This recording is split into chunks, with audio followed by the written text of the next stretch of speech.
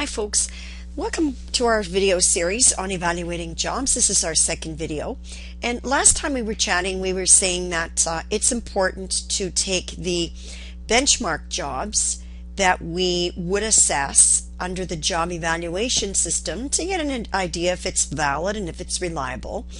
And then we're going to take those benchmark jobs and we're going to match them to what we pay. We're going to try and match that to see what the market's paying for similar jobs. So now this is a step that we would take in order to determine whether or how to determine how we're going to set up our base pay structure. So now what we would do is we would find those jobs that are similar to our benchmark jobs, and what we would do is we would plot what we call a market line. So we would take our points that we've assigned to the job, our job, and we would plot what the outside market generally is paying for those jobs. We can compare that market line to our own pay policy line, and that would be our points plotted against what we actually pay. So the idea is we're going to start to compare what the market's paying and what we're paying, and look to see if there's any congruence or inequities or anomalies in that. And you're normally going to find that there are. Now in this next slide here, we're showing you some of the benchmark jobs that an organization has evaluated under its job evaluation system in a healthcare environment, and the job evaluation points it gave, and it's going out into the market and finding the closest comparator job and what the market is paying for that job. So now we see that there's a thoracic surgeon. Now not every hospital would have a thoracic surgeon, so the closest they can come up with is a cardiologist. A staff physician in their environment they believe is close to a family practitioner. Head and ward nurse close to a nurse supervisor, and you can go all the way down. And yes, we have our infamous painter. So now this is the average total compensation in the market. So now what happens? Let's plot or create the market line, and what we've done here is we've taken our job evaluation points. So say this one looks like it would be just around 300 points. So if we go back, there's a job here around 265 points. Maybe that's it, paying around 27,000, right? So if we go up there, we can see that that's probably in around 27,000. So all we're doing is we're taking our job evaluation points, comparing it to a market comparator and what the outside is paying for a similar job. And that helps us to plot this market line. Now what the market line is supposed to represent is the line of best fit between all the points. You can see here that we have a little bit of an outlier because 800 points, right? That would be what? Our thoracic surgeon. Somebody's paying that thoracic surgeon or their equivalent $191,000 a year, right? So there it is, $191,000 a year. So you're always going to get some outliers when you look at what you're paying. All you would, or what the market's paying, all you would want to do now is you would want to take your same points and go and look at what you're paying and overlay your line to see if you can find some anomalies. And the interesting thing is you may find that you get a line that's, well, identical, which is rare. You might find you get a line that's got less slope, maybe it's a flatter line, but it gives you an opportunity to see for the number of points your job is scoring if you're paying more or less than the market line, all right, or the average market rate of pay. So it gives you an idea of where you stand for certain jobs in certain pay ranges. In some cases where you may be paying more than the market for a job, you might decide, well, maybe we've evaluated the job too low. Maybe we haven't given it enough points. Maybe it should have enough points. Or maybe the reason why we aren't paying it as much is maybe because we have a lot of new hires in there. and maybe they haven't been with us long enough to give them sufficient pay increases. So there's a lot of different reasons you may be able to justify why you pay what you do, but taking what you're paying for, what you've evaluated the job at, and plotting your own pay policy line against the market is a good way to see where you fare in terms of jobs, and just be able to compare them to what the market is paying. All right. Some of the pitfalls in doing job evaluation, and there's a few of them here that they speak of, and they're quite interesting. Some of them are related to inconsistent construct formation. What we mean by there is maybe the factor definitions are unclear, maybe the degree or level of definition is unclear. You may remember, I'm just going to scroll back quickly to some of the earlier slides that we had. We had said here that when we were doing the rating chart for the point method of job evaluation, we need to be able to define and distinguish each of these degrees, right? And we gave examples for education of what these degrees could be. We talked about it here. Degree 1, 2, 3, 4, and these are just 5 levels, but it could be a bunch of other things depending on the jobs we evaluate, right? But the idea is sometimes when we have inconsistent construct formation, sometimes these degrees, there might be some overlap in the description of those degrees. That could relate to an inconsistent construct formation, or maybe we might have some degrees that we can't interpret. We don't really know what they mean, so or it's unclear. So it has to be clear to us. But let me just move forward now to where we're actually at. Okay, so say for example, just to give an example of something that might be inconsistent for a factor definition, say we wanted to measure in a job analytical ability, and we would define analytical ability as the ability to examine data, see some patterns, and come up with explanations or causes for differences and why things are different. But if we're measuring in our description the degree in which creativity is used on the job, that isn't really analytical ability. So we need to make sure that whatever we say we're measuring is accurately described in the degree, in the factor definitions, and sometimes they're not. Sometimes we may get what we call factor overlaps. And what does that mean? Well, for example, let's say we're trying to compare, or we have a factor that we want to evaluate in, I don't know, say it's responsibility. And one of the things we're looking at evaluating, one of the factors we think that describes responsibility is judgment. And somebody might say, well, I would also define responsibility as freedom to act. So the level of permission you need to do a job. Well, I might turn around and say to you both and say, well, if I have judgment, if I have to have a high degree of judgment, wouldn't that necessarily infer that I should have a higher level of freedom to act? So again, you just need to make sure that the factor of judgment does not really mean the same as freedom to act. Where I come from, it would. I think it would, but it depends how you define it and examples of it. So that's why sometimes when we're getting people to write up their jobs and we use a position description questionnaire or an analysis questionnaire, we ask them to provide us with examples of decisions that you would make on your own, situations that might define or describe your freedom to act, so we see whether or not they're actually giving us the kinds of things that our factor definitions are actually trying to describe. A third type of pitfall for job evaluation could be what we call hierarchical grounding. This is a famous one, especially as organizations downsize.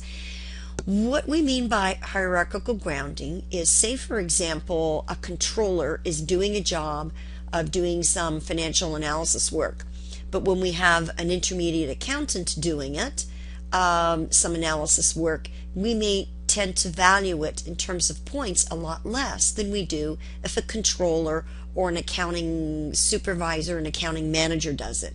So the higher the level of the job, sometimes we feel the higher the factor that we're measuring in that job appears to be.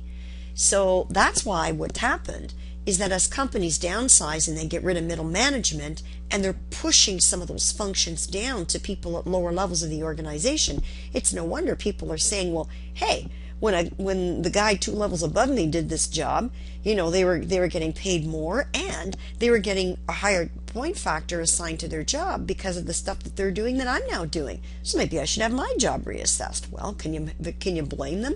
That's what happens. But in today's environment, a lot of companies are trying to save money, so it might take them a while before they get to evaluating your job. But sometimes what we find is that when people at higher levels are doing the job, some of those tasks are evaluated higher than those at lower levels that do them. So that could be a bias or an inequity in a job evaluation system. And of course, gender bias is always a popular one that happens.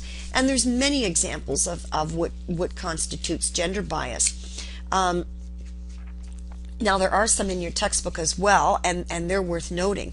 So say, for example, there were some examples that they talked about in your text that I thought were quite interesting. One that they talked about was when a dog pound attendant was ranked higher than a child care worker. And when that inequity was questioned, the response that they gave, the evaluation committee gave, was that the dog pound attendants were more highly rated because the dog care skills were more difficult to acquire than child care skills. And what they argued is that any skill needed to work with young children was inherent in women. In other words, women were born to bred kids, right? And therefore, it didn't deserve any kind of a higher rating. So they already came with innate talents and abilities to do that. Well, some of us out there who are charged with the main responsibility of raising kids might beg to differ with that, right? But to say that it should be rated lower than dog care attendant skills, that just doesn't fly. So again, you can see where sometimes there are generic stereotypes or gender bias and gender stereotypes based on jobs that they think are typically women's work. Okay. Another example of an inequity can happen when we have differential valuation of factors. So for example, if you look at, there was a municipality in the States where the hazards of entering people's homes, for example, being bitten by a dog or being assaulted by a resident, were factored into job evaluations for meter readers, who were largely a male-dominated job class, by the way, but not for public health nurses that were largely a female-dominated job class, right? And yet they both had to enter people's homes as part of their jobs. So why was it that the male-dominated job class, to whom a female-dominated job class might want to compare to in pay equity, why were they given more credit for it than a female job class would be? So these are the kinds of gender biases that you need to be aware of. So when you're doing a hierarchy, when you've got your job evaluations done and you're doing your hierarchy to see how you've rated particular jobs in terms of skill, effort, responsibility, and working conditions, you should also be noting those jobs that are traditionally female dominated or that are defined as female dominated in your organization, and compare them to ones that are largely male dominated. What we used to do, or what I used to do anyway, is I used to tell my staff to put in a column that indicates a job that's female dominated and a job and something that indicates it's male dominated. So when we actually sorted our Excel spreadsheet for skill, effort, responsibility and working condition point factors, we were actually looking at jobs that were also male and female dominated, just to see how they kind of placed, especially where we knew the jobs were similar or could be quite similar in terms of skill, effort, responsibility, and working conditions. You may find some interesting things in your organization. Now, when we look at determining the base pay, what we're really trying to do here is we're trying to look at, now that you've got the number of points, you know what you're paying people, now you have to put them into a job grade or a pay grade. So maybe a pay grade 3 means all jobs that score between 300 and 500 points are in that pay grade, right? And maybe a job that scores 300 points, the lowest salary we have is $20,000 a year, and a job that scores 500 points, maybe our highest pay rate there is $40,000 a year. So maybe all jobs in pay grade 3 go from $20,000 to $40,000 a year. So that's the pay grade, right? And again, as I've just described, that pay grade would also have a pay range, minimum and maximum number of dollars for jobs that are in that particular pay grade. So now, before we get to that slide, what would we normally have? Well, a lot of times what a company tries to do is they sometimes have, most companies on average would have around 15 pay grades. Some would have more, some would have less. Again, it depends on the number of different jobs you have. but normally we tend to find around 15 as an average for most corporations in Canada. Now, when you're trying to determine how many pay grades you need, it depends on how you want to divide it. Most people that are creating base pay structures, they might say, well, I think jobs that score, between the 300 and 500 points are really quite similar. They might be in similar or equivalent job families, but we pay them differently because there are different levels that they score in the compensable factors, and that's fine.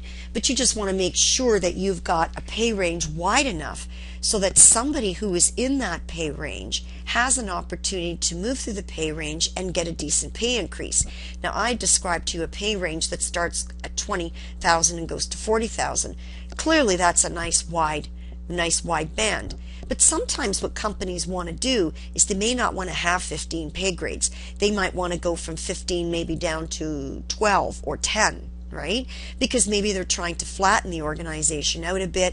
Maybe they've removed a lot of jobs, so they're thinking that a lot of those responsibilities have maybe been shifted around. We don't have a lot of jobs at a higher pay grade now, so we want to simplify things. Some of those organizations turn to what we know as broadbanding, which means they create these large pay bands, or as your text describes them, fat grades, known as bands. So they create larger or bigger pay bands. It doesn't mean that people that say we went from a 15 pay grades to 10 pay grades, whatever the top salary would be at the 15 pay grade, we would put that in now into the 10 pay grade. And what winds up happening is now what you find is that your pay grades would be larger, so now you don't have to worry about people saying, oh, if I score an extra 10 points and my job, I would be in a higher pay grade and I could get more money.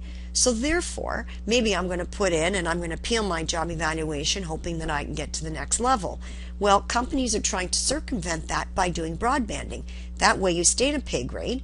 Other people that maybe have 10 or 20 or 50 points more than you are in the same pay grade, but you can move along that pay grade depending on whether or not you meet the criteria, right?